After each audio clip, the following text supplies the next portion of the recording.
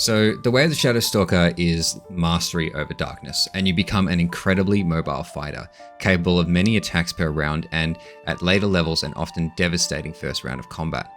This build is a monk and ranger hybrid, taking the strong offensive and utility elements of monk early, bolstering that with ranger and adding more skills to your repertoire, finishing out those later levels with a couple of feats and a potent defensive skill in monk. So let's put this all together level by level.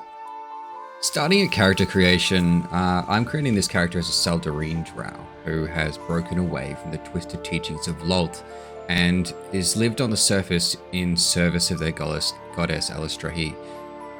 Raised and trained in a monastery, devoting their lives to the shadows and the hunting of twisted creatures from other planes, threatening the way of life of the few drow who have stepped away from life in the Underdark.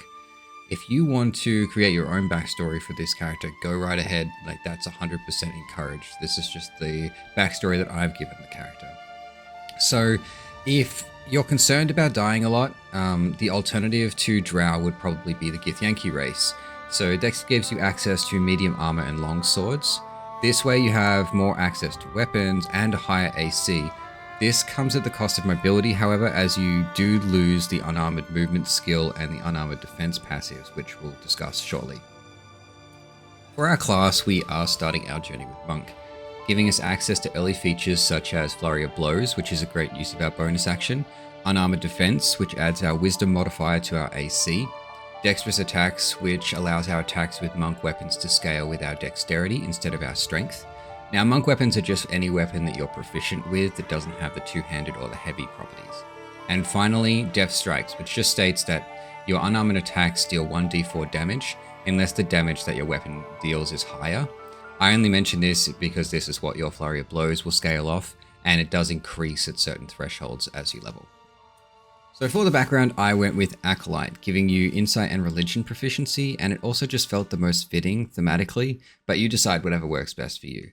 For attributes, I went with 10 strength, 15 dexterity, plus 2 for 17, constitution 14, intellect 9, wisdom 14 plus 1 for 15, and charisma 9. This gives us two main stats with odd numbers for a later ability score increase. The proficiencies that you'll start with are perception, religion, and insight. They come from your background and your race, and then stealth and acrobatics chosen by you.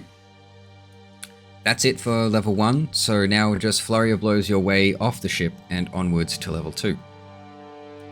So at level 2, we're just getting utility and movement increases for our monk. We are going to be getting unarmored movement, which just means that we'll be able to move an extra 3 meters each turn while not wearing armor or holding a shield. We'll also get access to Step of the Wind, Disengage, and Dash. Now these are two separate abilities, but basically they allow you to use either the Dash ability or the Disengage ability, as per usual, doubling your movement speed and allowing you to move away without prompting opportunity attacks, but they also give you access to the Jump skill built into them, allowing you to jump without using a bonus action. Finally, you get access to Patient Defense. Patient Defense allows you to go into sort of like a defensive posture. Attack rolls against you have disadvantage, and you have advantage on dexterity saving throws until your next turn.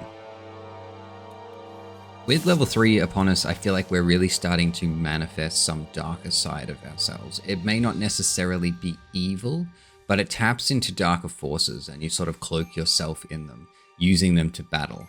And at level 3, we take our Monk subclass, and of course, we're going to be taking Shadow Monk. Shadow Monk gives you access to the Shadow Arts, including Darkness, Pass Without a Trace, Hide, Dark Vision, and Silence. Dark Vision is of little use to you here. As a drow, you already have superior Dark Vision, so you can take that off your bar. However, Pass Without a Trace is a fantastic way to sneak past encounters or to get the drop on your enemies, since it gives you or your party a plus 10 to stealth checks.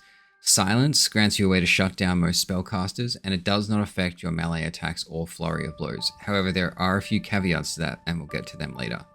And Hide, as a bonus action, is always great. Finally, on level 3, you get access to the Deflect Missile skill. Don't forget to set this in your reactions window to ask, as this is a 2-part ability. Firstly, you are going to use your reaction to stop the arrow, then you use a key point to shoot it back at the enemy. Be careful with the second part, or you will find yourself out of key. You can stop the arrows without shooting them back. From there on to level 4, where we get our first feat. This is where builds may differ, as there are a few options. I really like increasing your ability scores here and putting 1 point in dexterity and 1 point in con or wisdom. Probably wisdom, but up to you. However, there are feats such as mobile, making it so that you don't provoke opportunity attacks and adding an additional 3 meters to your movement. It also makes it so that you can't be slowed on difficult terrain when you use the dash action, which it could be really powerful. Alert gives you +5 to your initiative so that you're more likely to go first in combat and you can't be surprised. Less important now, but in a few levels this will be really great to have. Lucky, which grants you 3 luck points per long rest, which you can use to gain advantage on your rolls or to give the enemy disadvantage on their attacks. Polearm Master is an option, but probably not your best option, as you can't really make use of the extra attack bonus action feature that it comes with. Pick what suits you best, but I'm going to go with the ability score increase here. Next, on level 4, you also gain the slow fall feature, giving you resistance to falling damage, and this triggers as a reaction, so that's really great. So moving on to level 5, and now things are really starting to get interesting, as you get access to Stunning Strike and Extra Attack, 2 very potent abilities. Extra Attack, as described on the label, lets you take an extra attack on your turn if you take the attack action. Awesome feature, and pairing that with Stunning Strike, which prevents an enemy from taking any actions, bonus actions, or even moving on their turn, this effect also gives you advantage on your attacks against the target, meaning you can deal a load of damage if you land this skill. Not only that, you can chain the ability together with itself due to extra attack, gaining advantage after the initial Stunning Strike hits, and stunning for as long as you have the key points for it. Just popping in here from the editing room, I realized some of my wording wasn't great here. You don't want to be using 2 stunning attacks in a row on the same turn, as you'll just end up wasting your key points. What I meant here was that you want to use stunning attack once in a turn, then use your extra attack. Then in the next turn, you want to use Stunning Strike again, and you can chain them until you run out of key points, permanently stunning an enemy. Level 5 is not done yet though, as we also gain Cloak of Shadows, allowing us to truly blend into the shadows, and granting us invisibility for our action as long as we remain obscured. Getting us around opportunity attacks, making us difficult to target without detection or AoE skills. This is an awesome level. But we're not done there though, because at level 6 we also take that one step further, as we can now teleport from shadow to shadow every turn with our bonus action, as we have gained the skill Shadow Step. This skill is crazy, and the footage on screen shows how mobile you can be with this ability alone, crossing the battlefield in an instant or getting out of the way of dangerous situations and repositioning. Don't forget, this is also a bonus action, so you can Shadow Step away and then Cloak of Shadows to be practically unkillable, especially in Act 2 where there are shadows everywhere. Also, on this level we gain Key Empowered Strikes, converting our unarmored damage to magical. Nothing else special here. This is just for overcoming resistances for creatures who are immune to non-magical attacks. Finally, add another 4.5 meters to your movement. With improved unarmored movement, you are just impossible to catch at this point. Just taking a break here quickly to chat about a few things at this sort of midpoint. I would recommend that you grab yourself some form of monk weapon if you haven't already. If you're following the build, this really only leaves quarterstaves and spears, and that's fine. Or feel free to take any other versatile weapon that you are proficient with if you've deviated from the build somewhere. I just say this because an important feature is coming up that requires you to have a weapon, and these versatile weapons have the highest damage rolls because they allow you to hold them in 2 hands even though they're not categorized as 2-handed weapons. Next, your Shadow Art's silence has probably not hindered you very much at this point. You've probably been using it just to shut down casters and whatnot. However, I will mention that Shadow Step is affected by silence, so you will not be able to use it within the AoE. Finally, equipment-wise, the Blood Guzzler's garb is not a bad choice early on. Along with that, there are a few other options: the Disintegrating Nightwalkers, the Spring Step Boots, Gloves of Power, Gloves of Growling Underdog, Cap of Wrath, and Cloak of Protection. All these I'll just chuck on the screen and you can sort of have a few ideas as to some equipment you might get.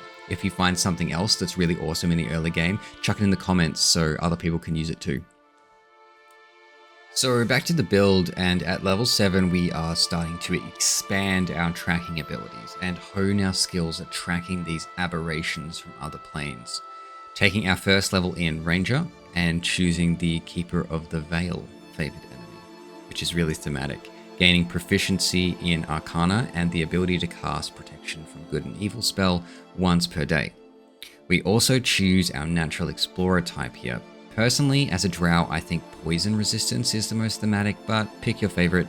If you want a familiar, now's your chance. Not to be confused with a companion, there are only the options of spider, raven, frog, cat, crab, or rat. Which is a bit lame, but it is what it is, I guess. And onto our second level in Ranger though, level 8, we get access to a fighting style. Unfortunately, we can't really make use of any of these. Dueling and 2-weapon fighting would work if we were unarmed, although due to the limitations next level, we need to be wielding a weapon. Defense doesn't work without armor, so 2-weapon fighting style it is, just in case. We do also gain some spellcasting on this level though. We get access to Hunter's Mark, which is great, granting us additional damage on our main hand attacks, and it's also transferable once the main target dies for a bonus action. So not using too many spell slots in one fight. There are also several mobility options here. Enhanced Leap gives you extra jump distance, and Long Strider for the moment is a little bit overkill, but those last two can be ritual cast out of combat, so they're not consuming a spell slot, leaving that open for Hunter's Mark. Then finally, on level 9, we get access to our Ranger subclass.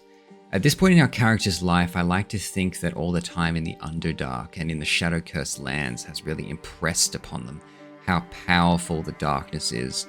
And through your shadow jumping, melding with the darkness, and now learning the art of the ambush, you take the Gloomstalker subclass and gain access to Dread Ambusher. Now this ability is really why we are here, and why we really want to be going first in combat. This skill grants us an additional attack on the first round of combat that deals an extra d8 of damage. So with Hunter's Mark, that is 3 attacks in the first round of combat with a bonus 4d8 of damage. So with an elemental +1 weapon like this Light of Creation here, that is 3d10 plus 6 for your modifier, plus 4d8 plus 3d6, giving us an average damage for that first round of combat of 63 damage. And that is not even the end just yet. You do get a few more things from this subclass, however, and they are unfortunately effectively duplicates of skills you already have, so we can skip over those for now. But we have reached the last few levels of the build, and there are 2 different paths for us to take from here. First path we take is 1 more level in Ranger on level 10, giving us a feat. We can bump our dexterity to 20, then take 2 levels in Monk, getting us to level 12, gaining an awesome passive called Evasion on level 11, allowing us to avoid damage from spells completely if we save, and only taking half damage if we get hit, which is pretty great. Then we take our final level in Monk, gaining another feat, picking up whatever we want from the earlier list. The second path, however, gives us quite a bit more damage at the cost of either maxing our dexterity or taking Evasion. This path takes levels 10 and 11 in Fighter, gaining Second Wind, and more importantly, Action Surge, granting us another action on one of our turns, resulting in another 2 attacks due to extra attack. This means that 5 attacks on turn 1, 6 attacks on turn 2 with Flurry of Blows, and 4 attacks every turn after, resulting in some pretty crazy damage. Finally, we take the last level in either Ranger or Monk, depending on what you prefer, taking a feat and gaining the ability points, or Evasion. So some closing thoughts. This build has the potential to wreak havoc on the battlefield. It is incredibly mobile with some decent utility options and some pretty incredible damage. It is a thematic build, however, and this is not the highest damage possible. It's just one option for a fun and thematic playthrough. If the build lacks in any areas, it's likely survivability. If it starts to take a load of hits, it may struggle if it can't retreat to safety. If you were looking for a way to improve this, I would suggest taking some levels in Fighter at 7 or 8, delaying access to Dread Ambusher and sacrificing your unarmed movement, but gaining medium armor proficiency to help buffer your AC slightly. For example, a level 6 unarmored defense is granting 17 AC versus a medium armor granting 20 AC if you took the defense fighting style. And that's a wrap. Thanks so much for watching to the end, and if you have any questions or thoughts on the build, leave them in the comments down below, and in the meantime, watch this fun short of another awesome build on the channel. Catch you in the next one. See you later.